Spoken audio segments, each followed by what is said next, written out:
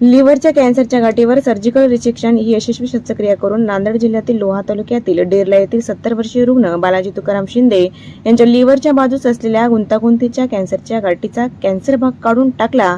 त्यामुळे त्यांचे यकृत व चयापचय क्रिया पूर्ववत सुरू करण्यात डॉक्टरांना यश आले आहे। या प्रसंगी आयोजित पत्रकार परिषदेत डॉक्टर सचिन मर्दा यांनी कॅन्सर आजारावर जनजागृती करण्यासाठी लिहिलेल्या आय एम अनस्टॉपेबल या इंग्रजी पुस्तकाचा मराठी अनुवाद नांदेड येथील विश्व इन्स्टिट्यूटचे प्रशासक आणि प्रसिद्ध कवी, गझलकार आणि लेखक जयराम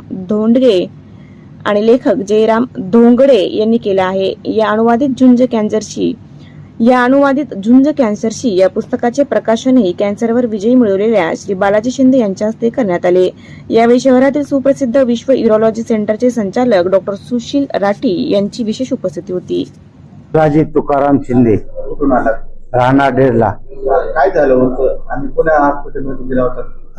ही बाजू दुखू लागली, दुखल्यामुळे वाघमारे साहेब लाईफ केअर मध्ये दवाखान्यात गेलो। त्याने सांगितलं बाबा पोटाला ऑपरेशन करा। मग आनंद भगत पैसे ऑपरेशन केलं।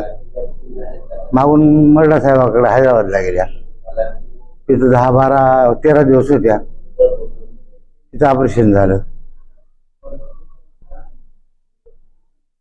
आता बरं आता काही टेंडर नाही, काहीच नाही। पुस्तकाबद्दल काय सांगता? पुस्तक याच्याबद्दल तुमचं मत? नाही, पुस्तक काढलं ते सगळ्याला आता फायद्यातच आहे हो। त्याचा अभ्यास करून शेनी जर सगळ्यांनी असं वागलं तर सगळ्यासाठी चांगलंच आहे। असणं कॅन्सर ह्या आजाराशी झुंज देण्याची एक प्रकारची प्रवृत्ती लोकांमध्ये, रुग्णांमध्ये रुजवतात, तरी कॅन्सर तज्ञ म्हणून आपलं काय म्हणणं आहे कॅन्सर या आजाराबद्दल? कॅन्सर आज वाढतोय। आपण आपल्या सोसायटीमध्ये, समाजामध्ये बघितलं असेल की कॅन्सरचं प्रमाण वाढतंय। त्याला भरपूर कारण आहेत।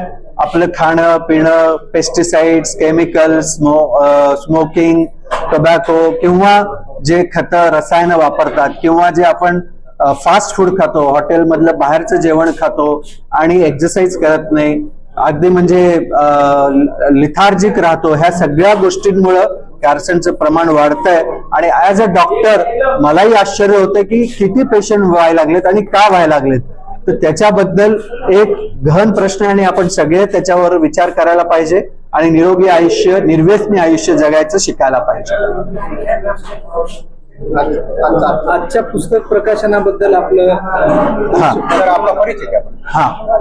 मी डॉक्टर सचिन मर्दा आहे। मी यशोदा हॉस्पिटल हैदराबाद मध्ये कॅन्सर सर्जन आणि रोबोटिक सर्जन म्हणून आमची टीम आहे, तिथं मी माझी सेवा देतो। आणि नांदेडलाही दर महिन्याच्या पहिल्या मंगळवारी विश्व हॉस्पिटलमध्ये माझी ओपीडी असते, तिथेही प्रोसिजर्स वगैरे असतात।